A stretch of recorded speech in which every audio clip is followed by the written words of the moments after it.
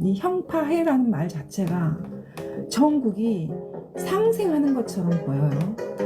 전국이 상생하는 것처럼 보이는데 사실은 서로 생하는 관계가 아닌 거예요. 형하는 관계거나 서로. 형은 뭐냐면 형살이라고 해요. 감옥 같은 그런 형살, 서로 베는. 아니면 파, 서로 깨트리는. 아니면 해, 서로 해를 끼치는. 모든 국이 이런 식으로 구성이 돼 있어. 형파의 국이라고 해요. 가장 안 좋은 국이지 사실은. 근데 또 이 형파의 국 사람들이 또 그렇게 살지는 않아. 이 형파의 국을 예전에는 왜 안 좋게 봤냐면 둘 중에 하나야. 급기하거나 아니면 즉천이라고 그랬어요. 천하다는 건데 이 천하다는 기준이 아주 옛날 기준이야. 제가 어제 엊그저께도 얘기를 해줬는데 예전에 한사나 역수로하는 사람 다 천하게 여겼거든. 그래서 이 한사나 역수로하는 사람들을 쳐주지를 않았어. 잡과로. 이름이 잡과야. 응? 심지어 과거 시험 이름도 잡과야. 잡스럽다고 해서. 그런 것처럼 천하다는 직업에 의사도 포함이 돼요. 여기에 귀하지 않으면 천하다라는 형파의 국을 이렇게 옛날 책에서는 표현을 해요. 이 천하에 도기 의사, 칼 잡는 의사, 외과 의사를 이 천한 직업에 넣어놨어요. 탁 이렇게 서술을 하면서. 그럼 어떤 직업이 또 있냐? 갓바치 뭐야? 신발 만드는 사람이야. 근데 형파의 국으로 성공한 사람들은 어떤 사람들이냐면 이거야. 도구를 쓰는 거야. 그래서 거기에 장인이 되는 거야. 요새 장인 정신이 이렇게 최근 한 20년 전부터 장인이라는 그 책이 되게 유행해요. 장인 정신. 시대가 바뀌었어. 장인이라는 건 뭐냐? 도구나 기구를 이용해서 하나만 파는 거야. 그래서 대표적인 게 어떤 사람의 명의 이태리 구두장인이 있었대요. 엄청나게 돈을 벌었대. 평생 구두만 한 거야. 그 다음에 뭐 도예가들 있잖아. 지금 우리 도예가 엄청 대단하잖아. 이 도예가들이 형파의 국이 많을걸?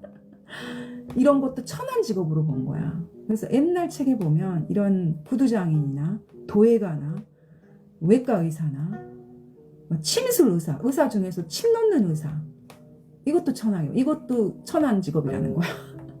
되게 웃기죠. 근데 이게 공사장 인부도 해당이 돼.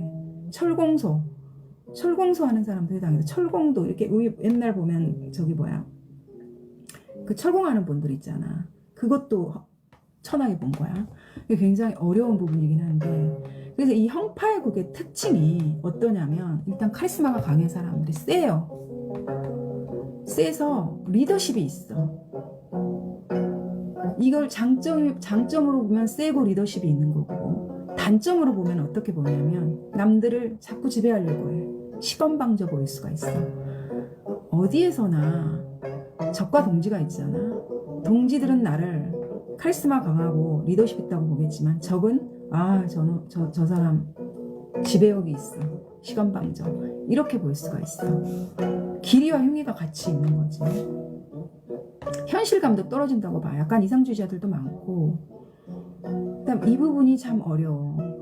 국이 나쁘게 구성이 되면 사건 사고가 많아. 우리 수련님처럼 여기저기 걸어다니는 종합병원이 되는 거야.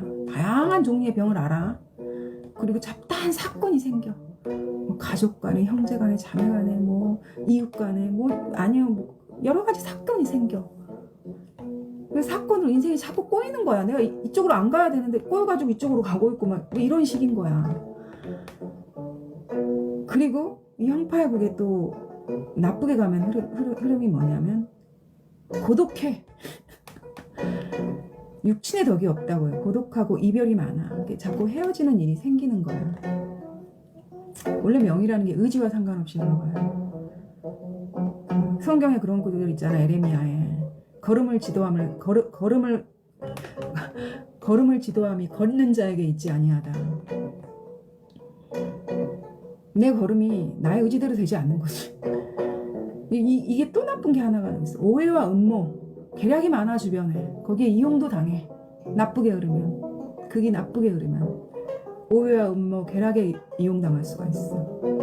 그리고 그게 흐름이 좋아지면 완성이 될 거 아니야. 어디까지 이렇게 뭔가 목표가 있으면 목표에 도달이 될 거 아니야.